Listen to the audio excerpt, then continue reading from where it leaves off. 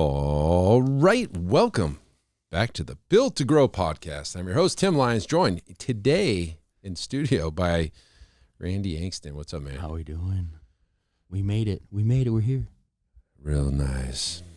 All right, great episode for you guys today. Really fast, but before we do this, you'll probably just hear an ad, so we don't even need to say it anymore. There you go. Should we tell people the tactic about the podcast? Probably not, because there's probably not enough people that do podcasts that doesn't make any sense. Yeah.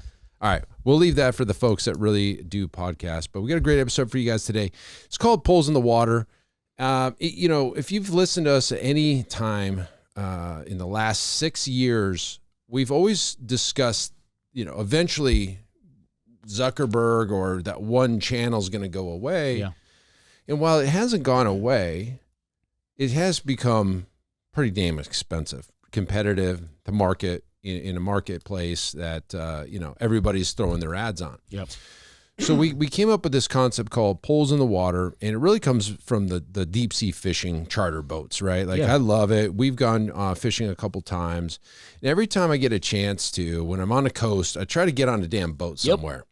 And unfortunately, weather plays a big role in fishing. And the last couple times we've been kind of rained out, or there's a storm brewing, or the swells are too high. And it's like the captain calls us the night before, like, hey, we got to cancel the charter. Which brings me to a second point, complete tangent. How about a business that's contingent on weather? How unreliable is that? You've got a fishing charter and skiing. Yeah. Both of them. Yep. So skiing is contingent on getting a ton of snow. And fishing is contingent on the weather for fish biting, but the safety of the boaters, guests, right? Yeah. So it's just so weird. Like, we complain about things in our business, but like at the end of the day, imagine having the unpredictability of a business that was contingent on weather. No, thank you. Oh, golf. Yeah. You know? So anyways, total tangent. But back to the fishing charter. So if you've ever gone deep sea fishing and you do trolling, because a lot of times you're going out 20 miles off the coast, and it's usually when the reef drops and you get this like good fishing pockets. But on your way out, you usually throw lines in the water because you want to catch something on the way out. You're either looking for bait fish, or you're trying to find a school or whatever while you're going out into your fishing spot. And on a fishing charter, you've got poles that line the sides and on the back, and sometimes up high. You've got all these lines running out into the water behind you, and they're all kind of at different depths and different bait, and some are real deep, kind of have some bait on them, and then some are skipping on top of the water, and some are in the middle. And what you're trying to do by having all the different poles in the water is trying to attract different styles of fish when you come across a pocket. Yep. Or a lone sailfish or something. And the same is true with your marketing at your gym. You can't just rely on that one piece of bait skipping on top of the water and hope that's going to bring in all your fish. Yeah. It's like putting all your eggs in one basket, right? Yeah.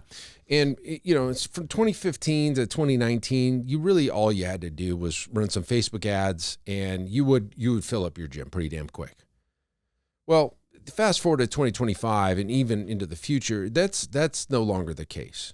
You have to be at a lot of places, doing a lot of things with a lot of different messages, because each medium has a different style or format in which they like to produce, or you have to present your ads on, right? So you have different,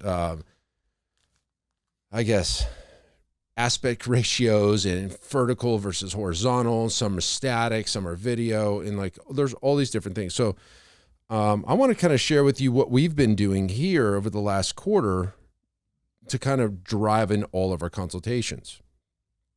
And it ain't one thing. No. So kind of reviewing this. So practicing what we preach, own a gym, and we know that Facebook ads are just one piece of the puzzle. Yes, I think that's one of the best pieces of the puzzle, but we didn't stop there.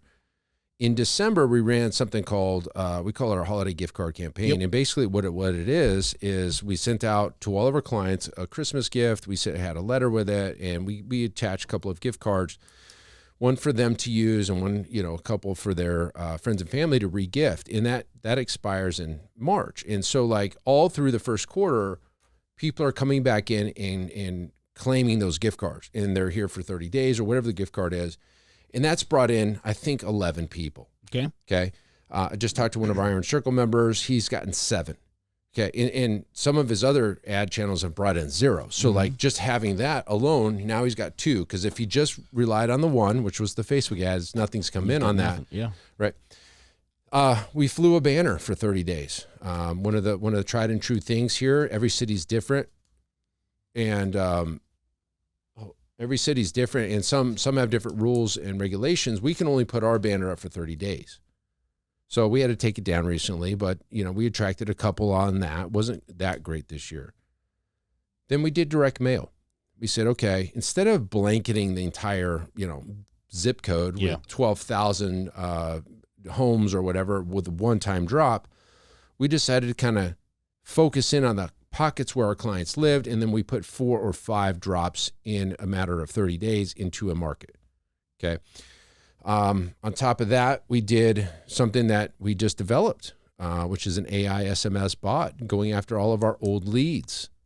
Okay. That's brought in 5 consultations, 5 shows, 3 conversions. Nice. And these are just dead leads we've had in our database that we went back after, and we created a bot agent that's going out and having full-blown conversations with people. Just on that real quick, right? You've paid for the lead once. You've acquired the lead. It's in the system, but something like that allows you to remarket to them and pull the wins out of an existing list, right? And the reason I bring that up is because we quite often we forget about the leads that we've generated when the next lead hits the the front of the top of the funnel. And we try to remind gym owners all the time, there's value in your list as long as you're nurturing that list and then eventually asking for that sale, right? There's tons of value. Yeah. And it's like the easiest thing you could do. If you don't have a CRM that has your list or your contacts, that's probably step 1. Yeah. Segmentation, but just having a database so that you can click a few buttons and get an email out or a message out. We do SMS marketing. We do email marketing, right? We did past client win backs. We've done over this last quarter. And then we also did, we have referral campaigns. Okay. Referral campaigns were tied to that gift card as well. But in the past, some of the things that have worked was rewards based things, like things that you had to earn and you couldn't buy. Yeah. So again, going back to the poles in the water concept, we did direct mail, banner, gift card marketing, of course, Facebook. We also did Google. That was another one. Mm-hmm. We're still doing Google. SMS, referrals, emails, SMS. So like 9 different poles in the water, all bringing a couple of consultations each. And some of them cost money, some don't cost anything. And that's where we see gym owners fail so miserably, is they put one single Facebook ad out for one offer, not even variations of that ad. And then they say Facebook doesn't work, or my agency sucks, or, we're not getting any clients, we're not growing. And then on the other side of that coin is we see gyms that do have a winning campaign that don't even understand that what they have in front of them, and they don't even know to press the gas and spend more to scale that particular campaign up. Yeah. So it's just an education around the mediums, the hooks, the audience temperatures, all of that, which we've done plenty of shows on, to the winning campaigns that, knowing and tracking your numbers to say like, hey, every $1 I put into this campaign, I get $2 out, and I get a client that's paying me for 18 months. Like, why not spend more there? Sure. And so like when you get a winning campaign, it is so important to press the gas. I can't say that enough. And the reason I say that is getting a winning campaign is not easy. Correct. Yeah. It doesn't just happen. And if you've run a campaign, if you've run ads for any specific length of time over 18 or 12, 24 months, and not just your first month, like you don't realize how hard it is to get a winning campaign. You think it just happens. It doesn't just happen. It is so difficult. It's the time of the year. It's the competition. It's the CPMs in the market. It's your offer. It's the everything. It's what's going on in the White House. Has a lot to do with affects the people reacting. It's just Sure. insanity. So when you do have a winner, you need to press the gas. I can't stress that enough. Yeah, but you have to your point though, the education has to be there. You have to be able to realize that that's a winning campaign. And I think you're right. I think most gym owners don't understand what they have or the math behind that campaign. Yeah. We say it all the time when you're acquiring clients, the CPL, the cost per lead, is basically irrelevant as long as you're acquiring them at a cost that's equal to what you're spending to acquire them from the marketplace in the first 30 days. We talk about it all the time, ROAS, right? Return on your ad spend. Those are the winning campaigns, right? When you can identify that is where you press the gas, but you have to understand the math that goes into it, and you have to be on top of that. You can't just assume that it's a losing campaign because the cost per lead is real high. Mm-hmm. If those people are walking in your gym and signing up, that doesn't matter. That's a win. You know what I mean? And so I think a lot of gym owners I would say for every gym owner I speak to that's running an ad campaign, I probably talk to two that have never run paid ad traffic, right? They rely on referrals and, even with the fact of a referral, like you're incentivizing referrals or running a referral campaign, it's still only one pole in the water. And it's not, again, you have to, at this point, guys, if you're not playing some paid marketing, you're really leaving your most of the opportunity on the table. But the fear of doing so is eliminated when you know the math behind what you're doing and you can track that data. 100%. And I would say that a lot of gyms that don't run ads is the fear of it, but they've also maybe even been burned by an agency. Yeah. Agencies in the fitness marketing space have a bad reputation, and for good reason, for great reason. A lot of them are scumbags. I mean, let's just put it on the table. Like they took your money, they ran some stupid thing that they say works for everybody and doesn't work for you, and you move on. But there's also an incongruency between the KPIs that the agency is looking at and the KPIs a gym owner should be looking at. The KPI an agency almost all the time looks at is cost per lead. Yep. Their job is to get you leads. They got you a ton of them, and you've got zero sales from those said leads, and now everybody's pointing fingers at each other. You're pointing fingers at the agency like, hey, these leads suck, and the agency is saying you suck at sales. Yep. When it depends. Both people could be right in that situation. Correct. Yeah. Both people could be right. Now, I will say this. We've had episodes on this. Is the hook in the market affects the close rate 100%. And retention potentially. And retention. So I just had this conversation with the gym owner yesterday. The hook itself, what you bring when somebody reacts to a free offer or something that is a quick fix or the appearance of a quick fix, well, that's what they were attracted to. So they come to you for the quick fix. You either deliver the quick fix or you don't. Either way, they leave. You could be wrong. Yeah, exactly. You can't win in that situation. So when an agency tells you to run a free week, free 30 days, free X, free Y, with no system behind it to make sure you get rid of the tire kickers, then I think it's the agency's fault, because the agency. This is a double-edged sword. I'm gonna get into a tangent here because this is very difficult for me in the world that we live in today. In a typical marketing agency, let's just say it's a magazine, for example. They're selling you ad space in a magazine. The magazine goes out to distribution, and they've got 10,000 eyeballs. The magazine does not tell you what to run as the offer. Correct. Okay, so the magazine says, what is your offer? What do you want? You give us the creative. We'll help you design it. But what your hook is, you tell us, gym owner, and we'll put it in this ad on this page, and then we'll get it out to the people. Now, I don't believe that's the best use of your dollars, but this is the case of a magazine. Now, come to digital marketing. It's like flipped in reverse. The agency is telling the gym what the offer is. Yeah. The agency is telling the gym, this is what's working online right now for all these other gyms. You should do it too. And then the gym itself has to adapt to the offer that the agency says is working. Now, working from the agency's point of view is different from working from the gym's point of view. Working from the agency's point of view is cost per lead's low. Mm-hmm. We're getting you $10 cost per lead, $7 cost per leads. We get you 200 of them. if you give us $1,500. Okay, well, you got 200 damn leads, but what if none of those leads turn into clients?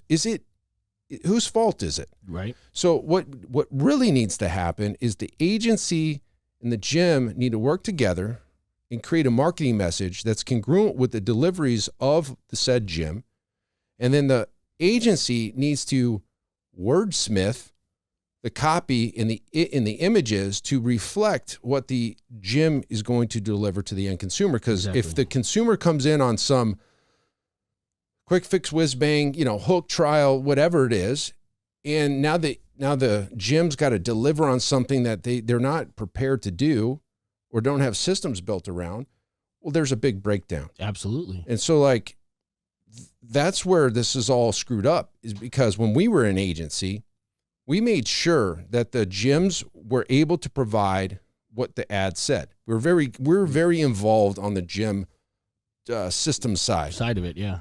Like, we've got these things, and typically what we would used to offer is a trial of some sort to what the gym was already doing. Correct. So the first call that we would have with the gym was like, here, what is your trial right now? Someone to come in and try you out. What does that look like? 2 weeks, 1 week, 21 days. Cool. What do you get? What do you get with it? Two sessions a week, semi-private, whatever, unlimited, large group. Do you do nutrition? Do you not? And we would build the ads around what the gym was delivering. Mm-hmm. And it's just not that way. And so when I was on a couple mastermind calls with these other agencies, I would get heated when I would tell these agencies, because there'd be a bunch of little heads that are all little agencies trying to get business. I say, you guys need to be quiet. You're not the experts when it comes to running a gym. We even saw agencies giving the gym's nutrition plans to give to the clientele. Who's the expert here? Exactly. So anyways, I'm very sided with that, but at the same time, the agency's in a bad spot, because if they don't run something that works, quote unquote works, they're going to get fired. So it's just weird. It's just a weird relationship between agency and gym. You have to kind of think of an agency like an ad buyer, right? Their job is the location. Maybe they work with the audience and dialing in where the eyes are, right? But the message should be, to your point, should be coming from the gym. The offer should be coming from the gym. It's not that case with agencies, and you see that, right? And the reason we see free being pushed by agencies is because, of course, it's going to generate the highest number of leads for the lowest cost per lead. That looks great from the agency's seat because they provide you a bunch of leads. At the end of the day, to Tim's point, are those leads, is it congruent with your offering? When you bring somebody in for free and then you have to charge them $500, $600, $700 a month, is their breakdown there? Can they even afford your services if we're giving it away? There's a million things that go into it, but the gym owner, it's your responsibility to think through that entire process and make sure that there's congruency with what's being said in the ads to what you deliver upon, and the goals of the business to keep and retain clients for the long haul. Short-term bracketed programs, challenges, all of that type of stuff, right? We talk about the lifestyle client versus the results driven. Mm-hmm. If your ads speak to driving a specific result in a short period of time, you're going to get people with the mentality that that's all that they need to do. Yep. And they're not going to be, the chances are the majority of them aren't going to be in your business for months and years over. I think you guys should go the opposite way. I agree. This is hard. Working out is hard. We make it easy, or something like that. Meet them where they're at. Now, here's the kicker to this. Agencies who have a way they do things, this is what's working, right? You should run this, Jim, will undoubtedly wash their hands of any result if you make changes to that program. Well, it's your thing. I can't commit to any of this. And now you get this again. Well, you changed it. I didn't. This is not our copy. Us versus them type of thing. And then we're screwed again. Mm-hmm. So what is the solution? I think the solution is you work with an agency that you trust, that is willing to look at your business as what you deliver and craft an offer that both teams agree on, will both get cost per lead to a point where it's healthy, and drive in people that will commit to your long-term memberships. And both teams are playing together against the KPIs that you both agree on. Like that should be the case. Correct. But in these factory mill agencies, wash, rinse, repeat, what I run for you is what I run for everybody. You're never going to get that. And if you start making changes, they wash their hands of any result because, hey, I don't know. Like, you know, I can see it. I don't know if that's the case. Sure. But I could see that to be true. Well, one of the things that you could do to test is, you know, when you speak with those agencies, are they an agency or are they a single tactic strategy? Because most quote unquote agencies they don't have the ability to do anything other than the one play that they're bringing to the table that they've gotten some people results with. Mm-hmm. And by time that again, agency runs that play, builds some level of success across a handful of clients, then they decide to start marketing themselves.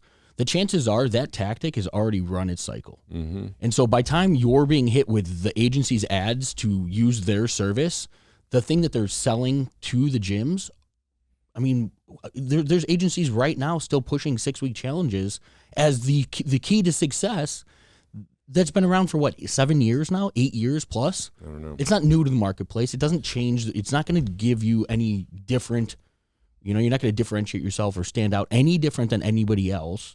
But that's all that they rely on. That's all that they know. If you bring if you bring your business to that agency, they're not even going to take your business. No, they're going to sign. And that's where I would say, if you're shopping agencies, if you're looking for somebody to run your marketing, be careful of those agencies that have one tactic and one tactic only. Now, I want to be realistic with gyms. If you start finding agencies that you can do the stuff that we're talking about, they're not going to be $1,500 a month. They're probably going to be $2,500 or $3,500 a month, which then prices you out. So like you're in this conundrum between cheap and fast or custom and more expensive, and who knows the results. And so like gyms then just go back to default and back to where we assume more is better, and it's not true, right? More is more, right? So if an agency's offering free over here and you can get 200 leads in a month, now you got to sift through and get rid of the tire kickers, find the people that actually want to join your program,